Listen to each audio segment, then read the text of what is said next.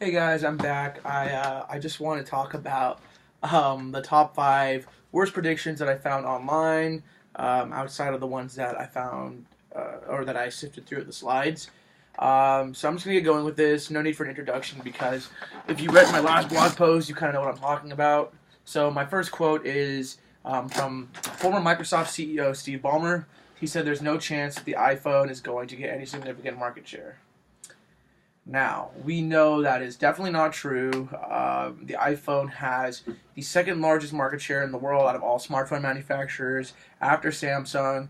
Samsung obviously has more of a global presence because of its cheaper alternatives, while the iPhone addresses more of the premium market. But at the end of the day, the iPhone is really, really cutting into Samsung's share of the market, which has decreased about like 10% over the last year, down to like about 25%. And so soon we will see that, in my opinion, the iPhone will overtake this spot. They're definitely including much cheaper alternatives with things like the iPhone 5C. I don't want to get too much into it, but we know it's a bad prediction on Steve Ballmer's part. The second is there is no reason that anyone would want a computer in their home. This was from Ken Olsen, founder of Digital Equipment Corporation. We know this isn't true. I'm literally doing this blog right now off of a personal computer in my home. We use it for almost all facets of life these days. Education, enterprises and businesses use it, the military uses it, the government uses it. I mean, personal computers have taken over the way we interact with the world, the way we interact with each other, the way we view and stream like digital content. Um, it's pretty much now there's no reason why anyone in the world would not want to have a personal computer in their home because it's brought the world closer together and it allows us to stay connected. My third quote is from Bill Gates, founder of Microsoft. He said, "No one will need more than 630 kilobytes of memory for a personal computer. 640 kilobytes ought to be enough for anybody." I mean, most, at least I know for most Mac models, you won't find less than like 128 gigs of storage. Like our phones have more storage capacity than 637 kilobytes. Like most phone models come with like 16 gigs of storage, and that's not even enough because a lot of people like to put in their SD cards to allow for more content like photos and pictures and videos and music or whatever. So we know this is definitely far from the truth.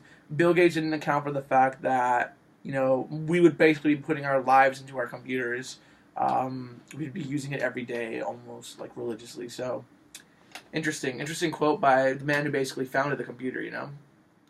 Or he founded Microsoft. But yeah. So I'd shut Apple down and give the money back to the shareholders. This is Michael Dell, founder and CEO of Dell Computers. I found this quote to be incredibly ironic, especially. Well, I mean, for some context, Apple was doing very, very, very poorly at the time. This was before Steve Jobs came back to the company to kind of streamline their operations, get them more focused on what they had to do in order to become the success they are today. But I mean, today Apple's a shareholder's dream, right? I mean, like they have so much cash on hand. They pay out dividends to their shareholders. They reward them. They're doing so well financially.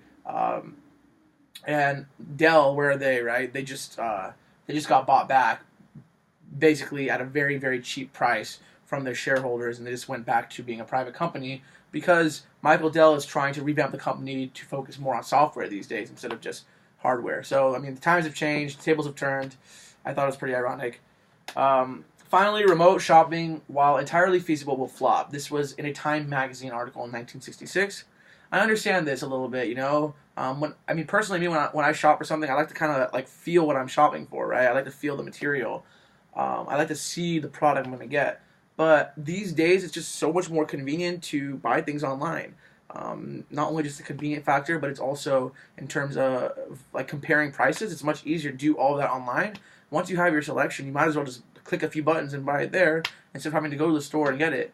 So I kind of understand the quote, but with the internet and services like Amazon and eBay, and then I mean other companies have their own websites where they're selling their merchandise.